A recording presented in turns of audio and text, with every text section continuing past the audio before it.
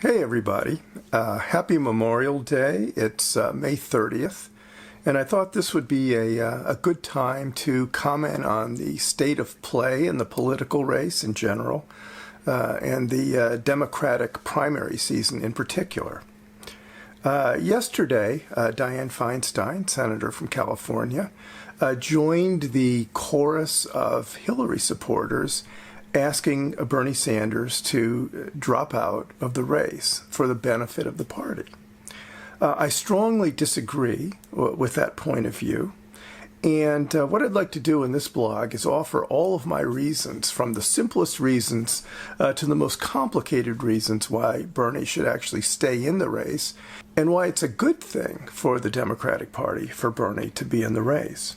Now, the first thing I noticed about Dianne Feinstein's statement yesterday was she couldn't even pronounce Bernie's name correctly. At one point, she calls him Senator Saunders.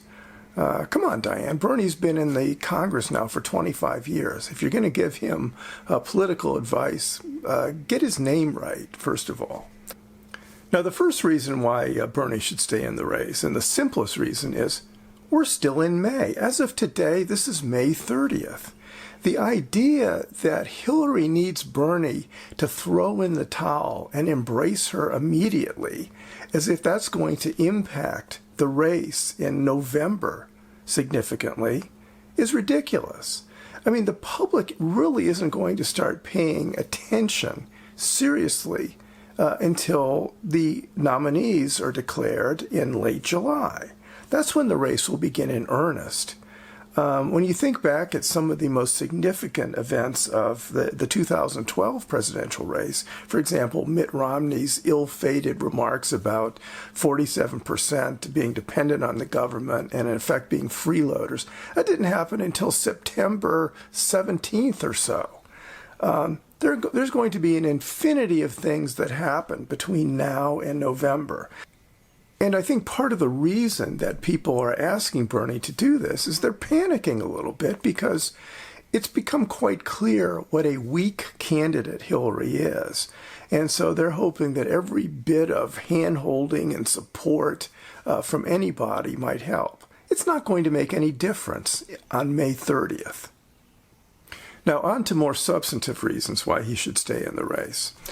Even though Bernie would never say it, because he's maintained this sort of phony facade of chivalry all through the campaign with respect to Hillary's emails, we're all waiting right now for the other shoe to drop with respect to her emails.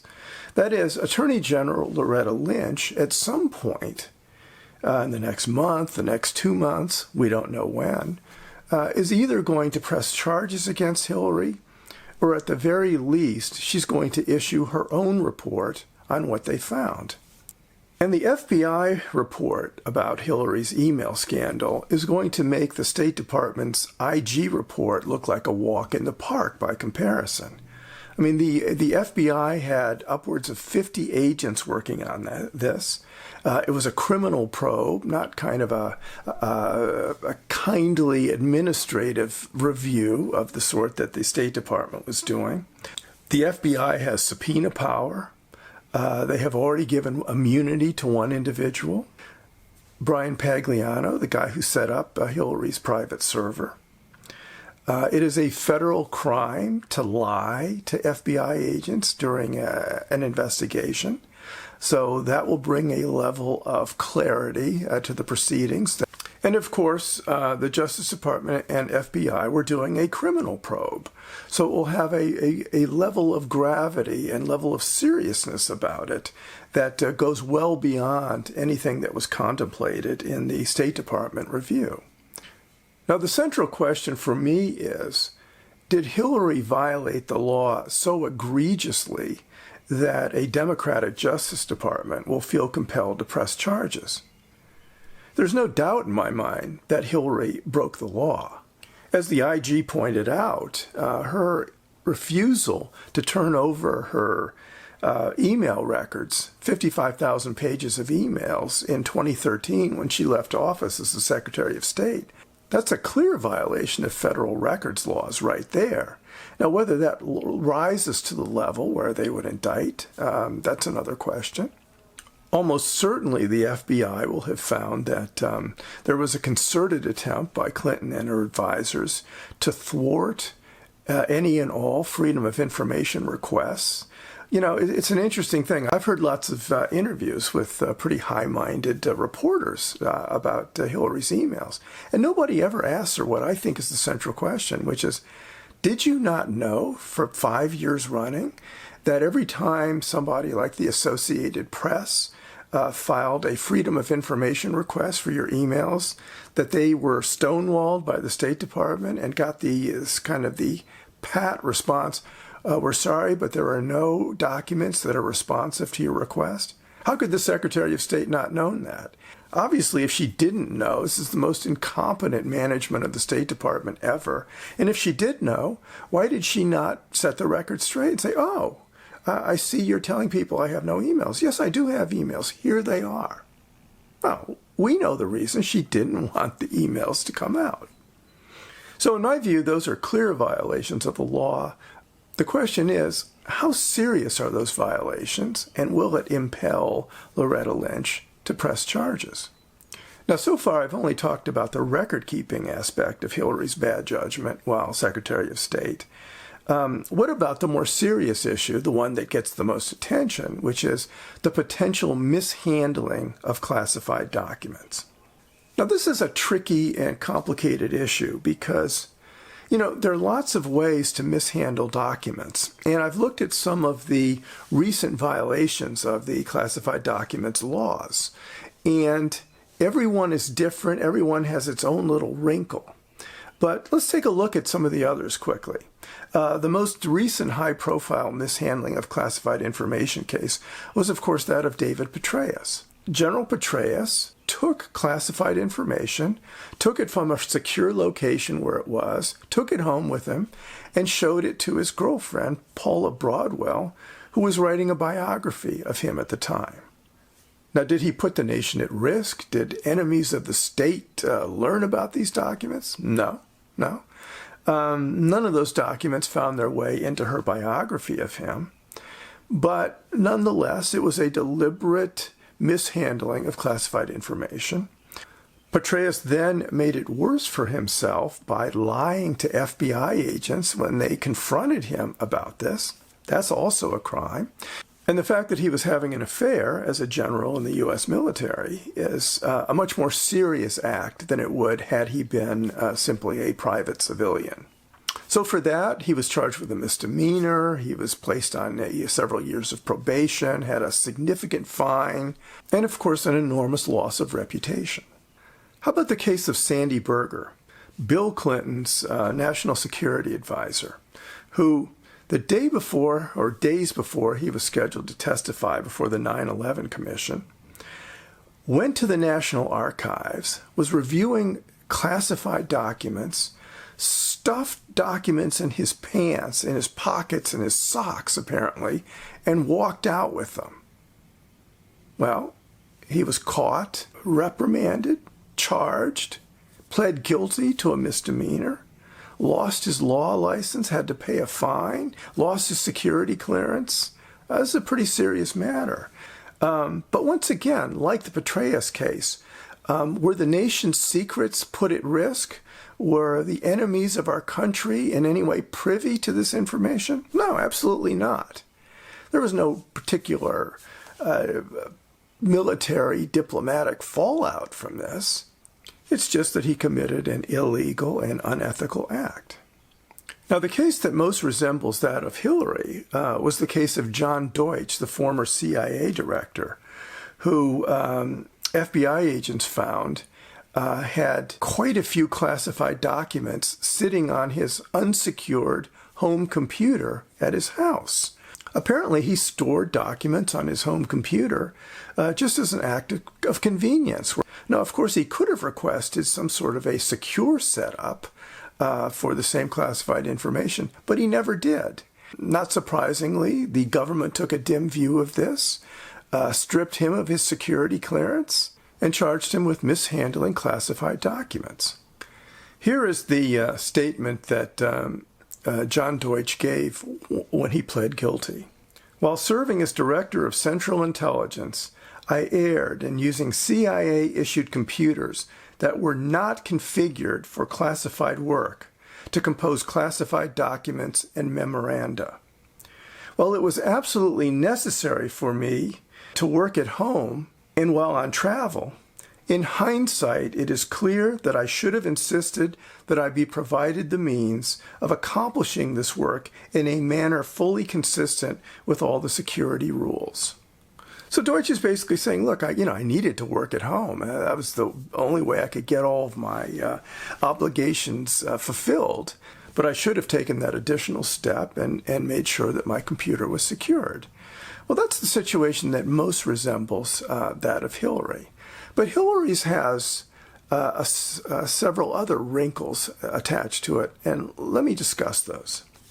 One of the ways that Hillary's situation differs from the other cases that I've just been talking about is that Hillary did not deliberately misappropriate classified information. She wasn't stealing information. She wasn't trafficking in information. She wasn't showing it to anybody. Hillary's case is very different. This is a case of recklessness. This is a case of negligence. This is a case of somebody who ignored multiple warnings that she was being reckless with classified information and simply refused to conform to the accepted standard at the State Department. And here's what I mean by that. When Hillary first took office in 2009, she was told immediately, hey, you can't use your BlackBerry in the State Department. That is, when you come to your office in the State Department, not only can you not use your BlackBerry, you have to lock it up when you get here.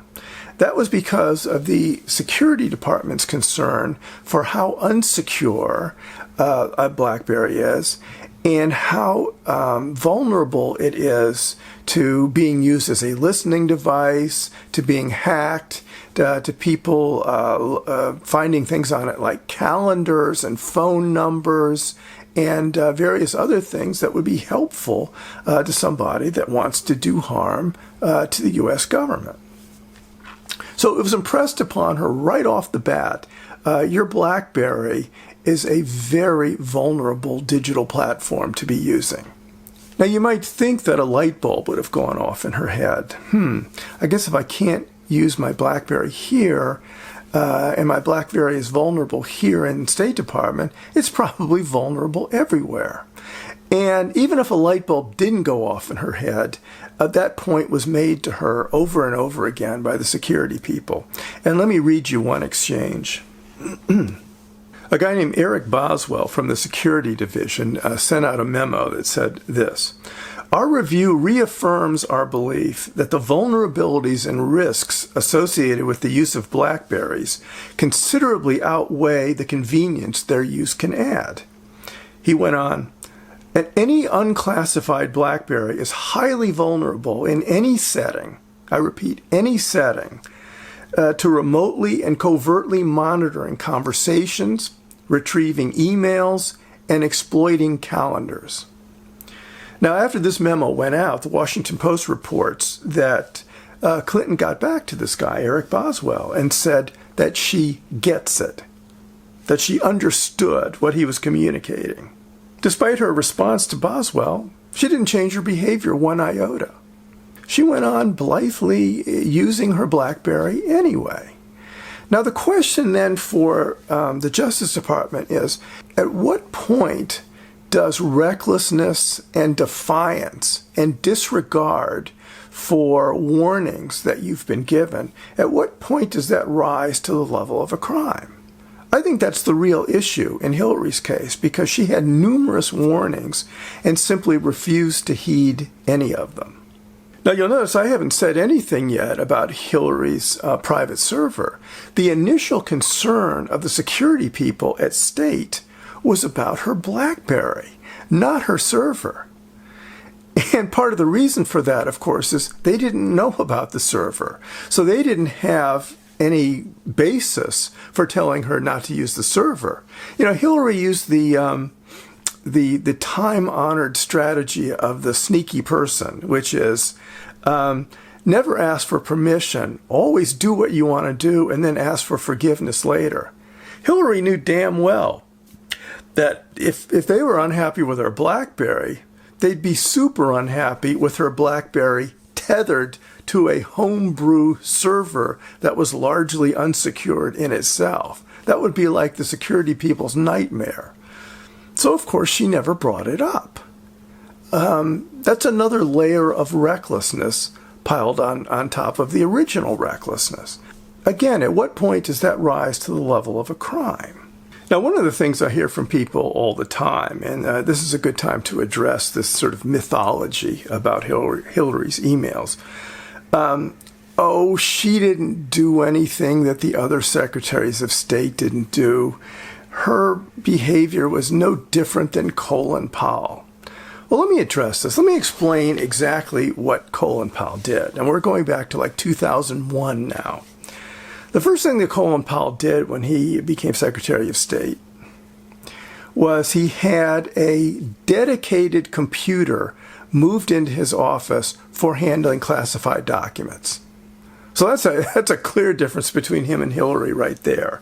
He had a dedicated computer for government business.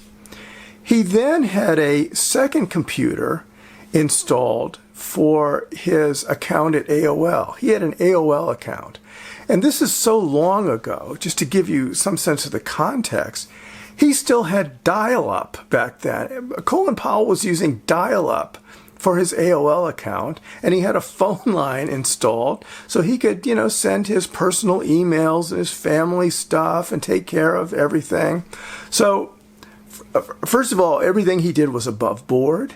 He did have a computer installed for classified business.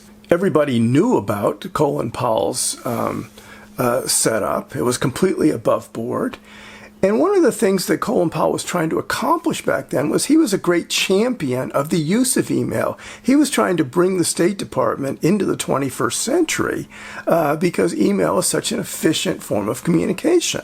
Completely different from Hillary, who set up her own server, hid the fact from everybody, and never told anybody about it, even after she had left office. Totally different. Now, there's a guy named Jason Barron, who is the former director of litigation at the National Archives, and he was asked to comment on Hillary's email practice. And let me read you what he said, what he told the Senate Judiciary Committee. The setting up of and maintaining a private email network as a sole means to conduct official business by email, coupled with the failure to timely return email records into government custody, amounts to actions plainly inconsistent with the federal record-keeping laws. No doubt in his mind that a violation of the law occurred, but again, how severe is it, and how will the FBI and the Justice Department see it? Another area where Hillary may wind up in hot water involves the guy who set up her personal server, Brian Pagliano. Now, Pagliano was the IT guy for Hillary's election campaign back in 2008. So he had a role in the campaign, was well known by Hillary. Hillary then got him a job at the State Department, which in itself was highly unusual, but it happened. And while he was at the State Department, he was moonlighting as the person to set up and maintain Hillary's server. The reason that Pagliano becomes an important player here is that when it was time for him to fill out his financial disclosure form for the State Department, in which you declare all your various sources of income, he left off the fact that he was being paid by the Secretary of State to set up her private server. Now, I'm not aware, maybe there is, I'm not aware that there's any moonlighting prohibition among State Department employees. So what he was doing was completely legal, I suppose. So why not report it on your financial disclosure form? Well, the most likely reason I can think of is that he had gotten the message from Hillary that she didn't want her private server to be talked about. And so he simply complied with her wish to keep it as hush-hush as possible. Well, if that's the case, and he was simply doing Hillary's bidding by not disclosing his relationship with her, are they both guilty in some way of some sort of falsification of government records? That's a problem. But having said all this, at the end of the day, we still have to confront the fundamental political fact that Hillary is a bad candidate. She was a bad candidate back in 2008 when she was overtaken by young Barack Obama, and she's been a bad candidate in 2016. There's virtually no inspiration coming from her campaign. There's no excitement that it's generating. And the polls bear that out. I mean, who would ever have thought a year ago that on May 30th of 2016, Hillary would have polls like this? Let me read a couple of the current polls for you. In the general election, one of the latest polls, Clinton leads Donald Trump by 1 percentage point. As bad a character and as bad a candidate as Donald Trump is, Hillary leads by 1 percentage point. Unbelievable. What if the general election were held today? Who would win North Carolina? Well, Hillary trails North Carolina by 4. Bernie leads Donald Trump by 4. It's an 8 percentage point difference. Hillary is currently tied with Donald Trump in Virginia. Wow. How about California? Well, Hillary has a good lead in California. She leads Donald Trump by 10 points. Bernie leads Donald Trump by 17 points in California. Now you might say, well, what's the difference? Okay, so either one would win. Well, the difference is that the down ballot contests matter too. Remember, the Democrats are not only trying to retain the presidency, they're trying to retain the House and the Senate as well. And to the extent that one candidate does better than the other, it's likely to help all the congressional races as well. How about New Jersey? Hillary leads Donald Trump by 17 points. Pretty good. Bernie leads Donald Trump by 24. The all-important Ohio. One of the latest polls from Ohio shows Hillary still holding a 5% lead over Trump. Bernie leads by 9. The interesting thing about all those numbers is Bernie's numbers are exactly what you think they should be for a good Democrat running against a bad Republican candidate who even Republicans have misgivings about. Hillary's numbers are head scratchers against Donald Trump because she's doing so poorly. So given all these factors, the legal issues confronting Hillary, the political issues confronting Hillary, I actually think it's a good thing that Bernie's in the race. I'm glad he's in the race because it's a hedge against catastrophe overtaking Hillary. So I have no problem at all with Bernie staying in the race through the convention. I have no problem with giving superdelegates every last second to reconsider who they think would be the best representative of the Democratic Party. And then at the beginning of August, whoever the nominee is, we can all come together, unify, and pool all our energies in the interest of defeating the worst candidate I've ever seen in my lifetime, Donald Trump. So hang in there, Bernie. I'm Jeff Rowan. Thanks for watching.